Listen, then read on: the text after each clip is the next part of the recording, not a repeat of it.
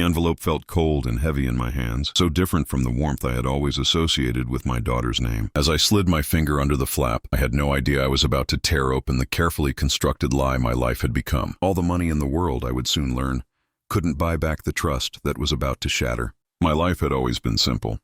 For 20 years, I worked as a receptionist at a small dental clinic. My world was my daughter, Anya. After her father passed away when she was just 10, it was always the two of us against the world. We lived in a small, rented apartment filled with the smell of old books and shared dreams. I saved every penny I could for her education, her wedding, her future. Anya was a bright, ambitious girl. She wanted more than our little life could offer, and I wanted to give her the moon. We were close, or so I believed. She would tell me about her day, her friends, her dreams of a big house and a fancy car. I would just smile and nod, my heart swelling with a mother's pride and a quiet, unspoken fear that I would never be enough. Then everything changed. An old relative I barely remembered passed away and left me a significant inheritance. It wasn't a fortune by billionaire standards, but for us it was life-altering. I paid off all our debts, bought a lovely, modest house with a garden, and secured a comfortable retirement for myself. I felt a peace I had never known. The first thing I did was put a large sum in a trust for Anya. "This is for your future, Beta," I told her. "So you never have to struggle like I did." Her eyes lit up, but it was a new kind of light. It was the gleam of possibility, and I mistook it for gratitude. The first sign was subtle. Anya started talking about managing my money for me. "You're not used to these sums, Mom," she'd say, her tone suddenly patronizing. "Let me help you. We should invest." I was hesitant. This money represented my security, my freedom after decades of work. But she was my daughter. I trusted her more than I trusted myself. The betrayal came on a rainy Tuesday. I needed to access some funds for a charity donation I'd promised. When I logged into my bank account, my heart stopped. A large portion of my savings, the money I had set aside for my own needs, was gone. A single massive transfer had been made to an account I didn't recognize. The memo line simply read, "Investment, A. Sharma, A. Sharma, my own daughter." The screen blurred before me. The trust I had built over a lifetime was gone, wiped away with a single click. I called Anya, my hands trembling. Her voice was calm, too calm. "Oh, that," she said. "I told you I was making an investment, Mom. It's a great opportunity. You'll thank me later." When I asked for details, she became evasive, then irritated. "Don't you trust me? After everything I've done for you?" The everything she had done for me was a new phrase that started appearing often.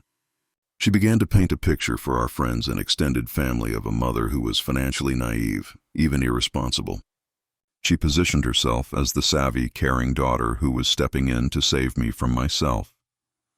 I felt isolated. At a family gathering, I overheard her tell my cousin, "She doesn't understand modern finance. I have to handle everything now, for her own good." My own home started to feel like a gilded cage. She would show up with brochures for luxury retirement communities, hinting that the house was too big for me. She talked about liquidating assets for better returns, the small, simple pleasures my money had afforded me, a new sewing machine. Donations to the local animal shelter were dismissed as frivolous. The warmth between us was replaced by a cold, calculating tension. I felt like a problem she was trying to solve, not a mother she loved. The true turning point came when I was looking for a recipe in her old bedroom, which she still used as an office. A folder was left open on the desk. It wasn't the investment portfolios she'd mentioned. It was architectural plans, detailed full-color plans for a massive modern villa, and next to them a spreadsheet with my name on it. It was a cold, calculated breakdown of my remaining assets, with timelines for their transfer. At the top of the page, she had written a title, "Mom's Asset Liquidation and Villa Fund." She wasn't just managing my money. She was planning its complete takeover to fund a life of luxury for herself. She saw me not as her mother, but as a fund. The anger I felt was a quiet, solid thing. It didn't make me shout. It made me focused. I would not play the victim in this real-life story. I went to see an old friend, a retired lawyer named Mr. Dixit. I showed him the bank statement and told him everything. He listened patiently, his eyes growing sad. "This is unfortunately common," he sighed.